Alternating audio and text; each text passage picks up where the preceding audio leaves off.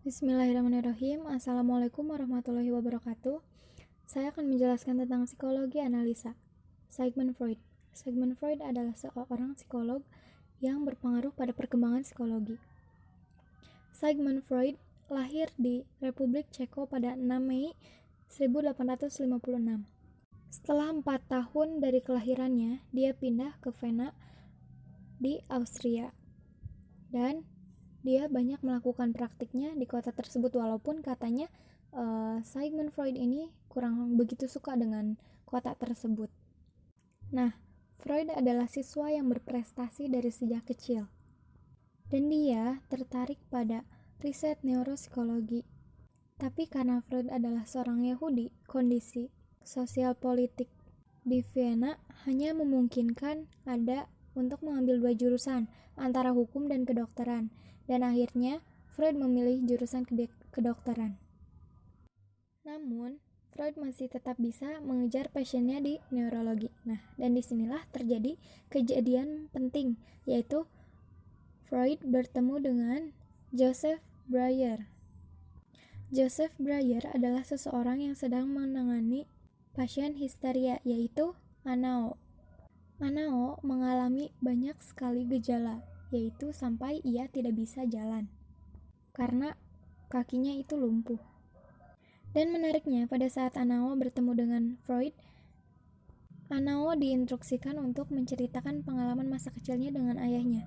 Setelah menceritakan itu, Anao sehat kembali, sembuh total. Nah, dan disinilah ketemu bahwa talking cure, bercerita bisa berdampak besar terhadap penanganan gangguan mental. Sehebat itu kekuatan untuk bercerita. Nah, Freud pun kembali ke Vienna dan melakukan praktek di sana untuk mengobati para pasien yang ada di sana. Nah, Freud menggunakan penanganan cara baru, yaitu dengan pasien duduk rileks di kursi panjang dan mengatakan apapun yang ada di dalam pikiran pasien tersebut.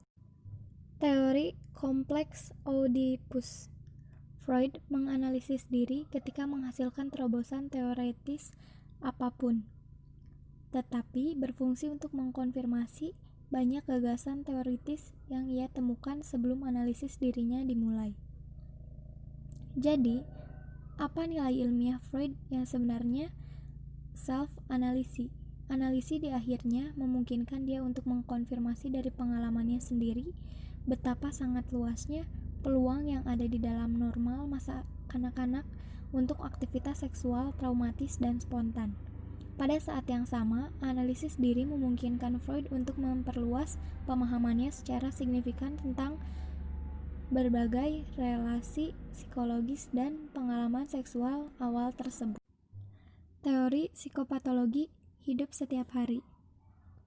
Yang dimaksud psikopatologi kehidupan sehari-hari adalah di mana ia berdiskusi parapraksis tunggal, parapraks relatif kesalahan kecil dalam kehidupan sehari-hari seperti tergelincirnya lidah, Freudian slip, lupa barang, kehilangan barang.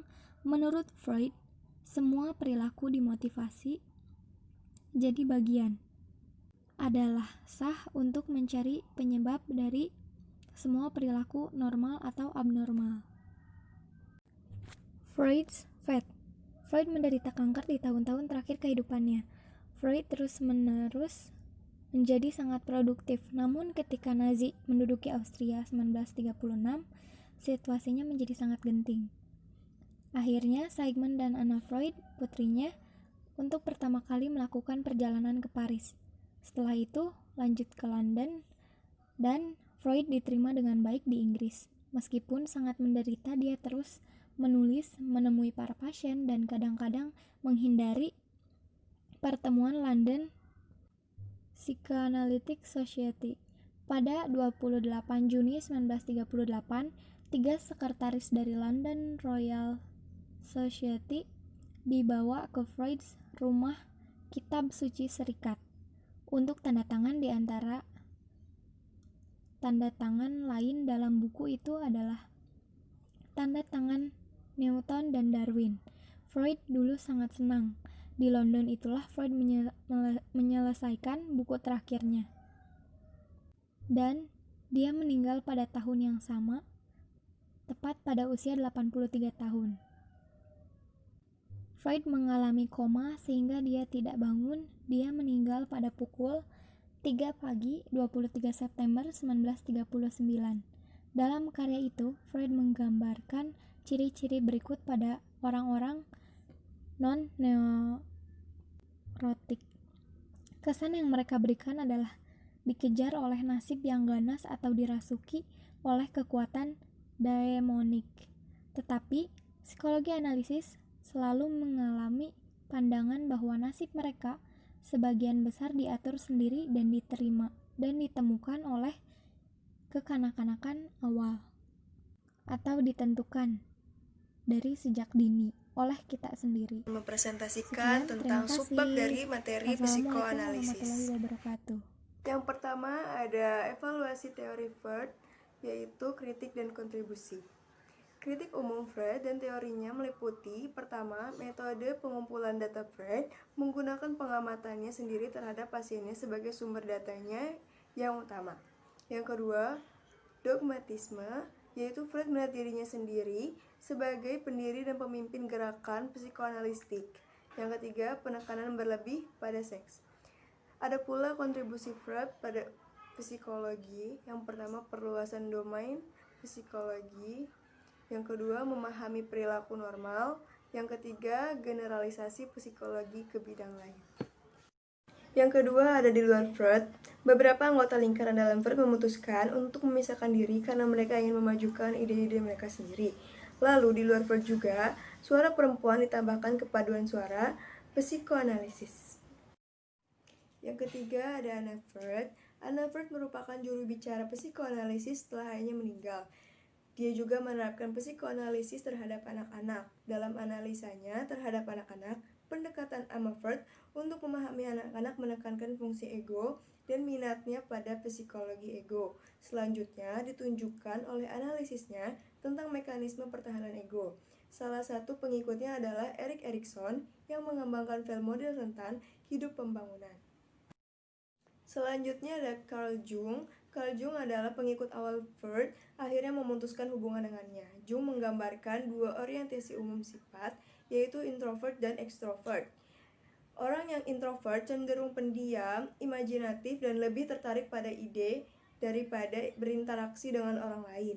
Orang yang extrovert itu ramah dan suka bergaul. Meski introvert dan extrovert, Jung percaya bahwa kepribadian dewasa yang matang dan sehat akan mencerminkan kedua sikap tentang hal yang sama.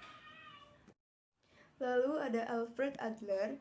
Adler adalah pengikut awal Freud yang akhirnya menempuh jalannya sendiri. Menurut Adler, agar gaya hidup benar-benar efektif, gaya hidup itu harus mengandung banyak sosial bunga. Artinya, bagian dari tujuannya harus melibatkan upaya menuju masyarakat yang akan memberikan kehidupan yang lebih baik bagi semua orang. Dan yang terakhir ada Karen Horney. Karen Horney percaya bahwa setiap anak memiliki dua kebutuhan dasar, untuk aman dari rasa sakit, bahaya, dan ketakutan, serta kebutuhan biologis yang terpenuhi. Ada dua kemungkinan. Yang pertama, orang tua dapat secara konsisten dan penuh kasih memuaskan kebutuhan anak, atau orang tua dapat menunjukkan ketidakpedulian, inkonsistensi, atau bahkan kebencian terhadap anak. Cukup sekian, kurang lebihnya mohon dimaafkan. Terima kasih. Wassalamualaikum warahmatullahi wabarakatuh.